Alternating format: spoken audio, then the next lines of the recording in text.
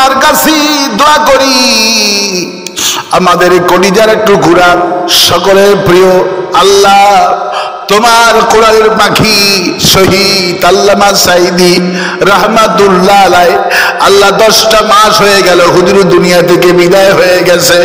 আল্লাহ হুজুরের কবর তুমি জান্নাতের বাগান বানায় দাও।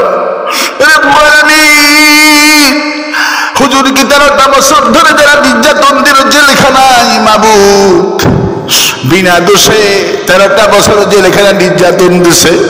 সুখরঞ্জন বালি বিশাল আলীর ভাই সাক্ষী দিল, হুজুর মরে যাওয়ার বড় সাক্ষী দিলেন। আমার জীবন যাবে, আমার কোরআনের পাখি নির্দোষ, নিরপরাধ, সরকার মিথ্যা মামলা দিয়া তারা জেলখানায় বন্দি করে রাখছে। আল্লাহ কোটি কোটি মানুষ সাক্ষী দিল মাবুদ তোমার কোরআনের পাখি নির্দোষ। আল্লাহ যার জন্য হাজার হাজার গাইবাজার রাজা হয়েছে, আল্লাহ দোয়া করি মাবুদ কোরআনের পাখিকে যারা নির্যাতন করলো আল্লাহ এদেরকে তুমি হিসাব করে রাখো, গুণে করে রাখো। আল্লাহ এদের বিচার বাংলার জমিনে হয়, এই দৃশ্য তোকে যারা তৌফিক দিও আল্লাহ।